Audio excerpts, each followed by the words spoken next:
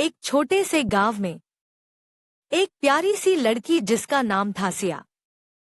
सिया बहुत खुशमिजाज और चुलबुली थी। वह अपने दोस्तों के साथ खेलना बहुत पसंद करती थी। गांव के पास एक सुंदर बाग था जहां हर दिन बच्चे खेलते थे। कहानी। एक दिन सिया अपने दोस्तों के साथ बाग में खेलने गई। वहां उसने देखा कि एक बच्चा अकेला बैठा हुआ था। उसका नाम था रोहन। रोहन नए गांव में आया था और उसे किसी से दोस्ती करने में परेशानी हो रही थी। सिया ने रोहन के पास जाकर पूछा, तुम यहाँ अकेले क्यों हो? रोहन ने थोड़ी झिझक के बाद कहा, मैं नए गांव में आया हूँ और मुझे यहाँ कोई जानता नहीं। सिया ने कहा, कोई बात नहीं, मैं तुम्हारी दोस्त बन सकती हूँ। चलो हम खेलते हैं। रोहन के चेहरे पर मुस्कान आई।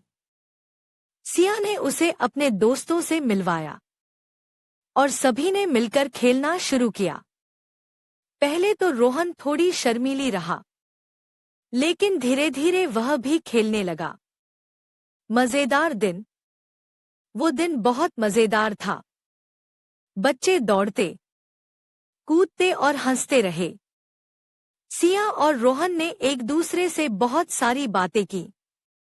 सिया ने रोहन को अपने पसंदीदा खेल गुल्ली डंडा के बारे में बताया। शाम को जब सभी बच्चे थक गए, सिया ने कहा, रोहन, तुम कल फिर आना, हम और खेलेंगे। रोहन ने खुशी से कहा, हाँ, मैं आऊंगा। नई चुनौतियां। कुछ दिनों बाद रोहन और सिया की दोस्ती और गहरी हो गई। वे हर दिन बाग में मिलते और खेलते। लेकिन एक दिन गांव में एक बड़ी समस्या आ गई। गांव के सारे बच्चे खेलते खेलते बाग में पहुंच गए और खेलते खेलते उन्होंने एक बड़ा गड्ढा खोद दिया। सभी बच्चे डर गए। उन्होंने सोचा कि अब वे बाग में नहीं खेल पाएंगे। सिया ने सोचा कि हमें इस समस्या का समाधान करना होगा। उसने अपने दोस्तों को बुलाया और कहा, हमें मिलकर इस गड्ढे को भरना होगा। सभी बच्चों ने मिलकर काम किया। सिया ने रोहन को कहा, तुम भी मदद करो। रोहन ने कहा, हाँ, मैं करूंगा। और उसने अपने सारे ताकत लगाई। समस्या का समाधान। बच्चों ने कई घंटों तक काम किया।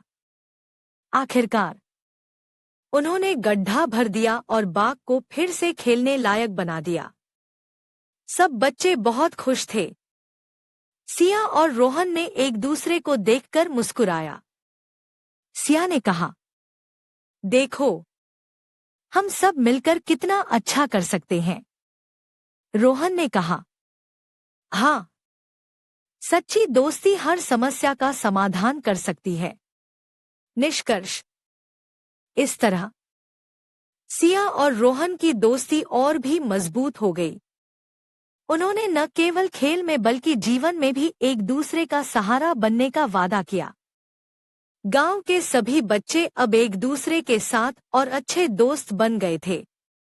और इस तरह एक प्यारी सी दोस्ती ने सबको एकजुट कर दिया।